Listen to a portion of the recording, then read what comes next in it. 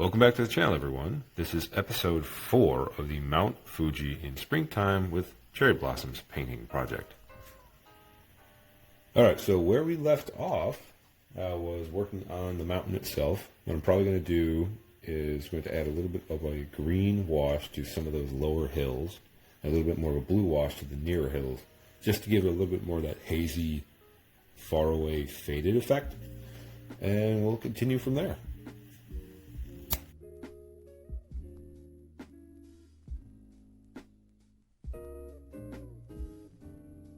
So it's a really simple effect doing this. All you have to do is water down whatever color you want and then just do a basic spread and then wipe it off.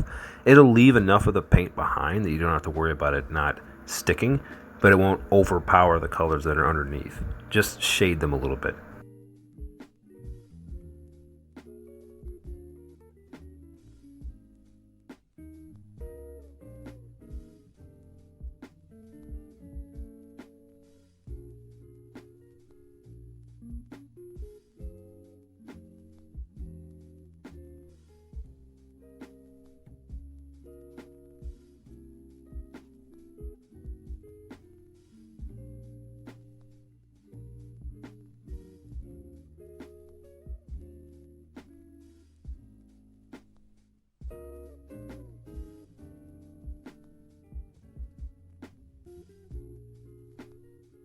So what do y'all think? Here's a full view. I think the green worked pretty well. And here I'm about to add rocks. It's just a mixture of brown and white. Brown just to give the base color and then white for the highlights. It took me a while to get it right, but I think in the end, less is more in paintings. So I went a little too far with some of it, so I had to really tone it down later on with painting dirt and sand back into it.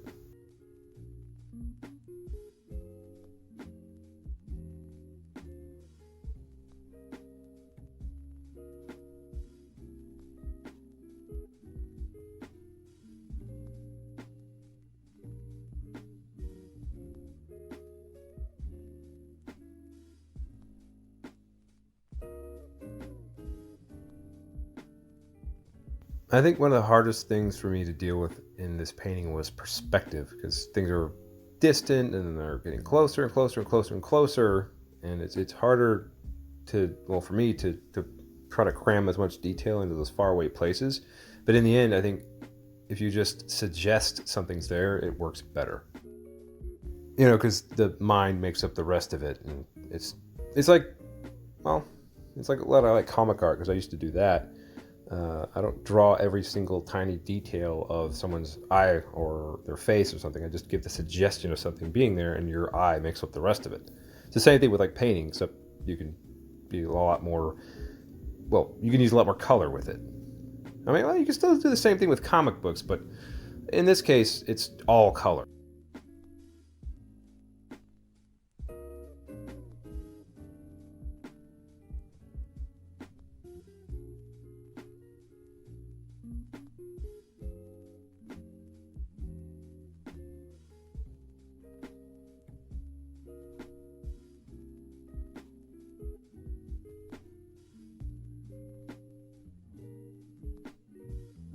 I think my favorite part of doing these rocks was the rocks that go out into the water itself. And I'd like to say, if you tried using a paintbrush for this, you're probably gonna have some issues, because the paintbrush automatically starts to blend the colors together. I mean, here I'm using a paintbrush to kind of paint back in some of the dirt and the sand to make it cover over a little bit of those rocks so it doesn't look so messy. But if you're using a palette knife, it works better for spreading colors and trying to get them contrasted like this without having them blend together. That's not to say that you can't blend colors together with a palette knife. You can. It's just in this case I use a palette knife to do the rocks because it was easier to get those contrasted colors.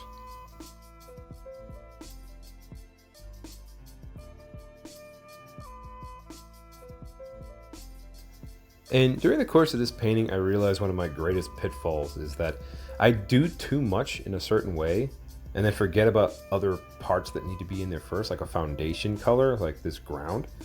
I really should have probably just painted in each individual rock, like the base color brown. and then use the palette knife or just a paintbrush and just kind of went with it and did all the highlights and the darks like I've done in other paintings. That way I wouldn't have had to do so much back work to get it back looking more natural. You'll see that later on in this episode too when I start doing the cherry blossoms, which finally we're getting to that. I kind of go way too much and then you have to tone it down a lot. So you all are kind of witness to my bumbling attempts at making artwork. So sorry about that.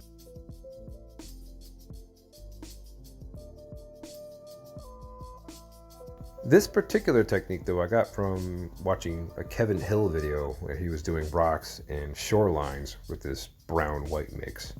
Desan, if you watch his channel, he does a lot of this stuff with palette knife, like almost exclusively palette knife as far as I'm able to tell. And he makes some wonderful paintings. I mean, not really my style to use palette knives for everything, but if you're good enough to do it, then do it.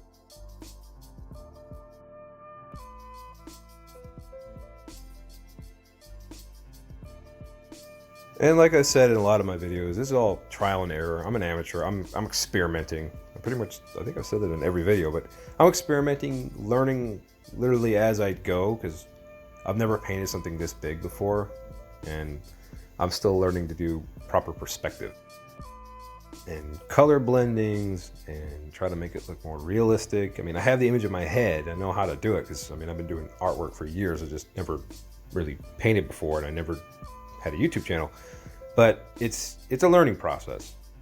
So here I'm adding some darker blue, well, basically shadows to the areas around the rocks in the water to indicate that there's, you know, maybe some, well, it's closer to the shoreline, you know, so everything is a little bit darker there, and versus when you get farther out.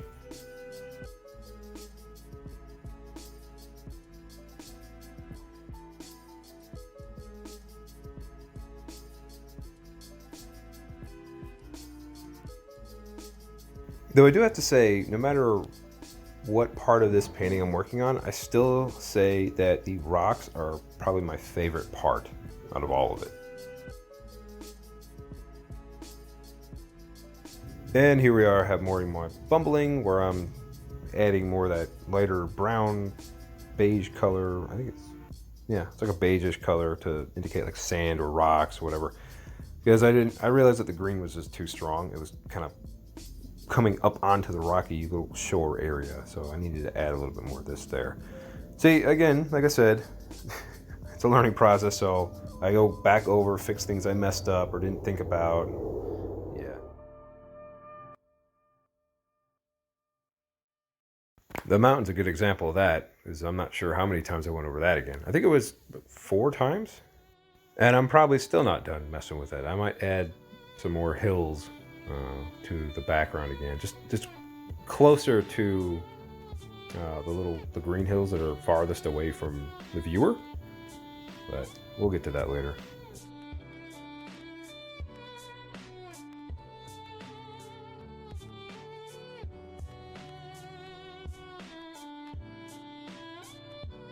All right, now is like mid-episode pause for contemplation, I guess.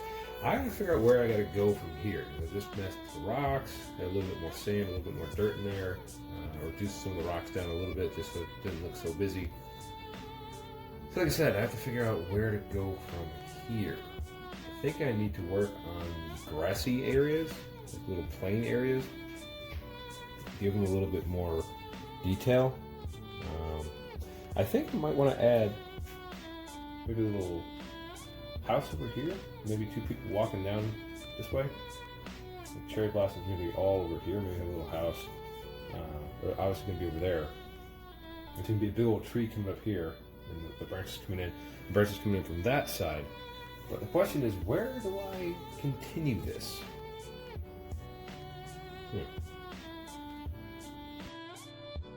Well, I figured out where to go from there. I was going to do the little water light wave reflections, and I'm using the palette knife, just white paint straight out of the tube.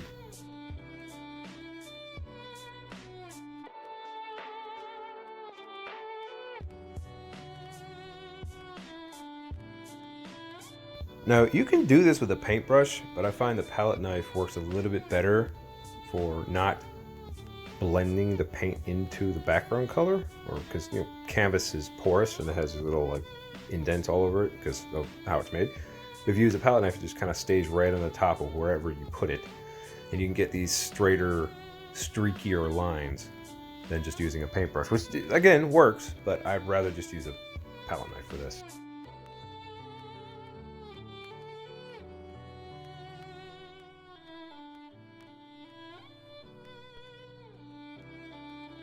And I've realized over the course of this episode, I'm not the best at placing my camera, which is my phone, in the best positions because my arms and hands always get in the way. Here I realized that this hill, it looked like a little mini island, and that's not what it was supposed to look like. And if you go off the reference sketch that I did, it's supposed to, all the hills are just kind of supposed to swoop down towards this water. So here I, fixed it. That little hill in the background though, I mean that one got painted out, but whatever. I think it looked a little bit more natural in the end to have done this.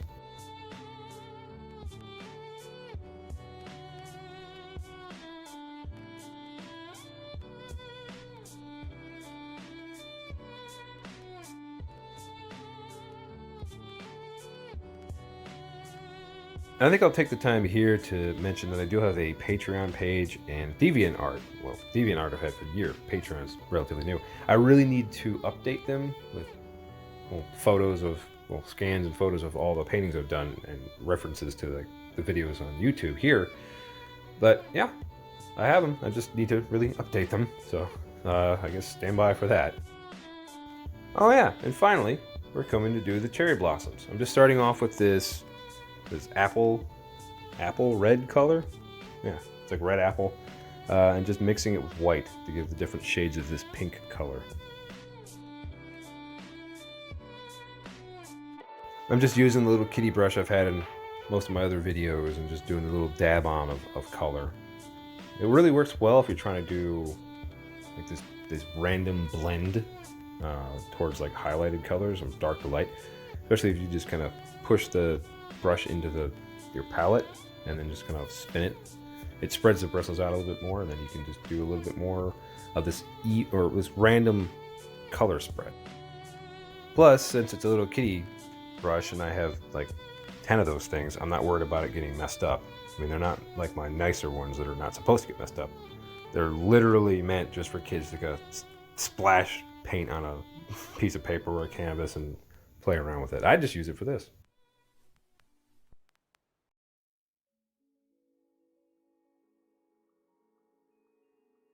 Now, the one thing I don't like is that green in the background kind of acts like a weird shadow. So I'll probably end up lighting it up later with some darker green. Well, it'll be lighter than that color, but darker than like the bright yellow green that I use for like the grass. And here I am just simply using a palette knife and some black paint and adding little tree trunks and little tiny details with the brush to show that there's actual, wood over there. Like it's a forest, not just little bushes or something, or flowers. Even though that's what cherry blossoms are, they're flowers themselves, but yeah.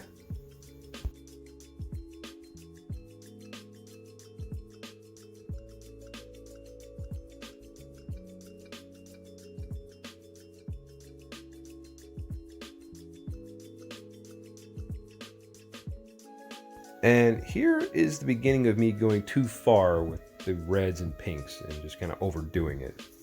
I mean, you'll see in a second what I mean by that.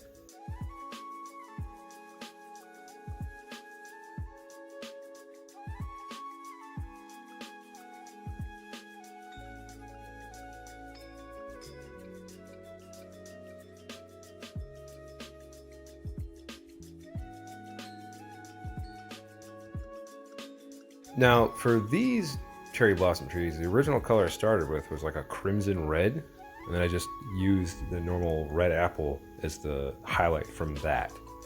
And then I just obviously went up from there with different mixtures of paint.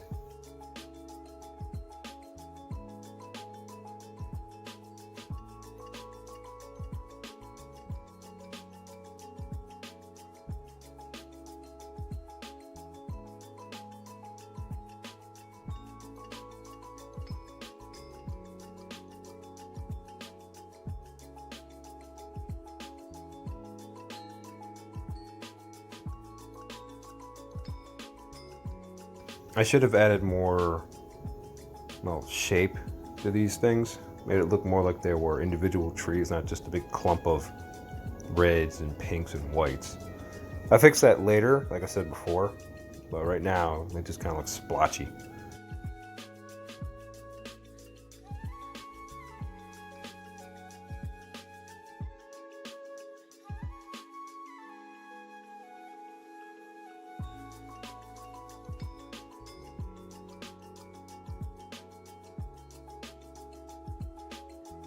See, here you can really kind of tell it just looks splotchy and just put on there. There isn't as much shape, there's as much realism to all the cherry blossom colors right there.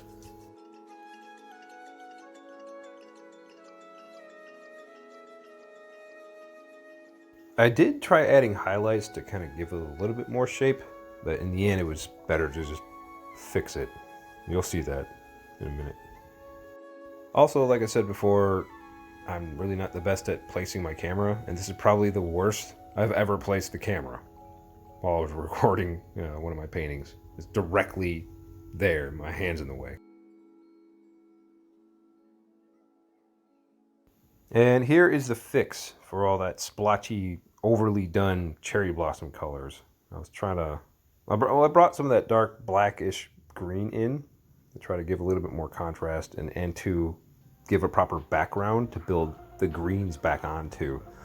That also cuts down a lot of the shapes of those, or the cherry blossoms, kind of make it look like it's clumpy. More so the way that a tree would actually look. Because trees don't grow side by side perfectly, even though they kind of look like that in here. They do grow, they grew, there's space between them, basically is what I'm saying.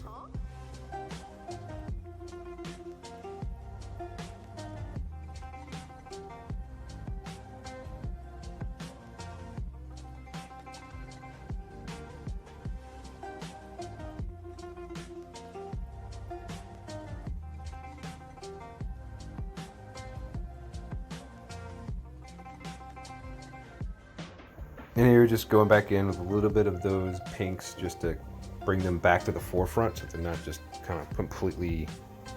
It doesn't look like just hard lines and just like the green is just on top of the pink, because obviously that's not how it's supposed to look. When you have something that's closer to you, it's on top of whatever's in the background.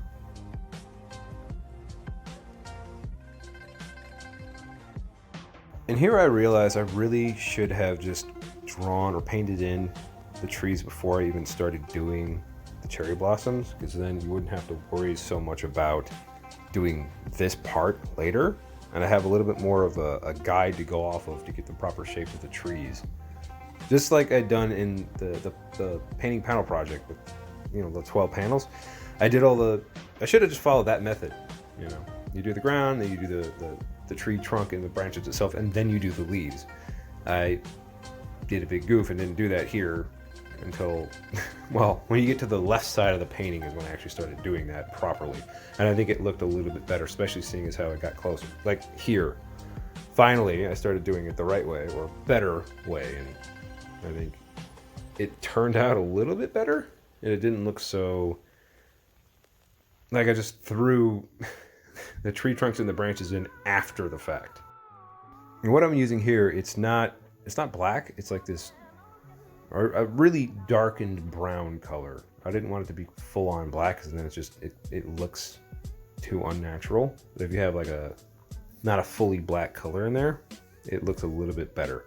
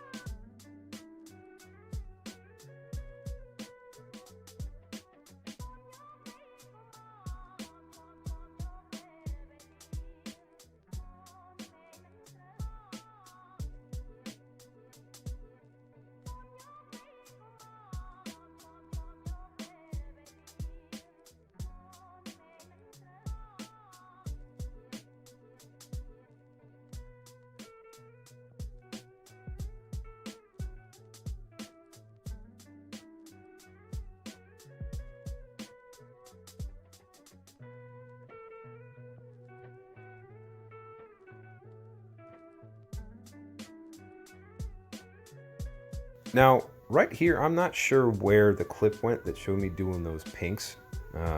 All throughout the process of editing and recording and everything else, I went back through and I checked, and I could not find that clip anywhere. So I'm not really sure what happened to it. But at least it's not like the giant easel one where there were clips out of sequence that I didn't catch till after I posted it to YouTube. So I've been trying to make sure that that doesn't happen again in any of my videos.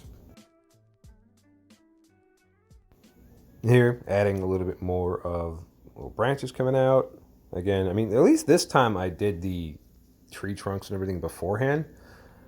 But adding a little bit of these branches coming through just adds a little bit more realism and makes it look a little bit better.